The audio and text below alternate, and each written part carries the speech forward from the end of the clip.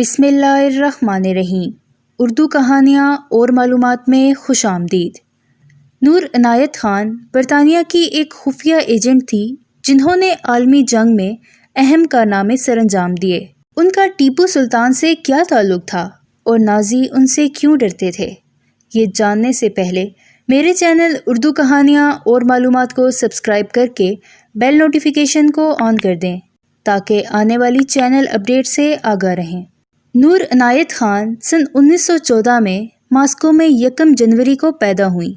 ان کے والد ہندوستانی تھے جبکہ ان کی والدہ کا تعلق امریکہ سے تھا۔ نور عنایت کا تعلق ہندوستان کے ایک شاہی خاندان سے بھی تھا۔ وہ 18ویں صدی کے میسور کے مسلمان حکمران ٹیپو سلطان کی براہ راست اولاد تھی۔ نور کے والد ایک موسیقار اور صوفی استاد تھے۔ وہ اپنے کنبے کو لے کر پہلے لندن اور پھر پیرس منتقل ہوئے جہاں نور نے تعلیم حاصل کی اور بعد میں وہ بچوں کی کہانیاں لکھنے کا کام بھی کرتی تھی۔ ان کے پردادا ٹیپو سلطان جو اس وقت کی بھارتی ریاست میسور کے حکمران تھے، انگریزوں کے خلاف اٹھ کھڑے ہوئے۔ انہوں نے انگریزوں کے سامنے گھٹنے ٹیکنے سے انکار کر دیا اور ان کے ساتھ لڑتے ہوئے سن 1399 میں جنگ میں مارے گئے۔ نور عنایت خان نے طب اور موسیقی دونوں کی تعلیم لی تھی۔ 1939 میں بچوں کے لیے کہانیوں پر مبنی ان کی ایک کتاب شائع ہوئی۔ جب سن 1939 میں عالمی جنگ شروع ہوئی تو نور عنایت خان نے فرینچ ریڈ کراس کے ساتھ بطور نرس تربیت پائی۔ نومبر سن 40 میں جرمن فوجیوں کے سامنے حکومت کے ہتھیار ڈالنے سے پہلے ہی وہ ملک چھوڑ کر ایک کشتی میں سوار ہو کر اپنی ماں اور بہن کے ساتھ لندن پہنچ گئیں۔ برطانیہ آنے کے فوراً بعد انہوں نے عورتوں کی ایئر فورس میں وائرلیس آپریٹر کے طور پر شمولیت اختیار کر لی۔ تبھی ان پر SOE کی نظر پڑی۔ اس وقت وہ نورا بیکر کے نام سے معروف ہوئی اور انہوں نے سن 1942 میں برطانوی خفیہ سروس جوائن کی۔ اسی خفیہ سروس کے تحت بعد میں انہیں فرانس میں تعینات کیا گیا، لیکن ایک رپورٹ کے بعد انہیں واپس بھیجنے کو بھی کہا گیا۔ اس بات کا شک ہوا کہ شاید نیٹ ورک میں جرمن نے دراندازی کر لی ہے اور انہیں جرمن گرفتار کر سکتے ہیں، لیکن وہ اس کے باوجود برطانیہ واپس نہیں آئی۔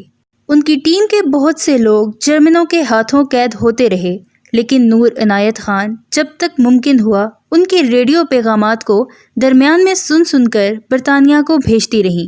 ان کے کمانڈر انہیں انگلینڈ واپس جانے پر زور دیتے رہے، لیکن وہ اکیلے بھیس اور مقامات بدل کر جاسوسوں کی ایک خفیہ مہم 3 ماہ تک چلاتی رہیں۔ کہتے ہیں جرمن فوجیوں نے انہیں 10 ماہ تک قید کر کے تشدد کیا، لیکن انہوں نے جرمن فوج کو کوئی معلومات فراہم نہیں کی۔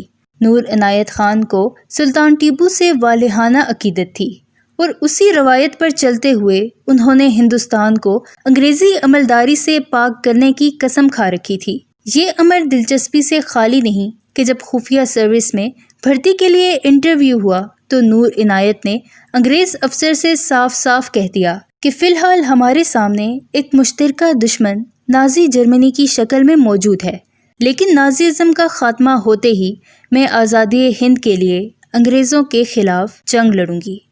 یہ بات قابل توجہ ہے کہ نور عنایت خان جرمنوں کے خلاف کام کرنے والی اولین خاتون ریڈیو آپریٹر تھی۔ اس نے 26 برس کی عمر میں خود کو تحریک مزاحمت کے لیے وقف کر دیا تھا اور 29 برس کی عمر میں وہ جرمنوں کے ہاتھوں ایک اذیت ناک موت سے دوچار ہوئیں۔ نور کی زبان کھلوانے کے لیے اسے جو اذیتیں دی گئی ان کا اندازہ اس امر سے ہو جاتا ہے کہ جنگ کے بعد نازیوں پر چلنے والی جنگی جرائم کے مقدمے میں ان کے افسر سے نور عنایت خان کی موت کے بارے میں پوچھا گیا تو سنگ دل افسر کی آنکھوں میں آنسو آ گئے۔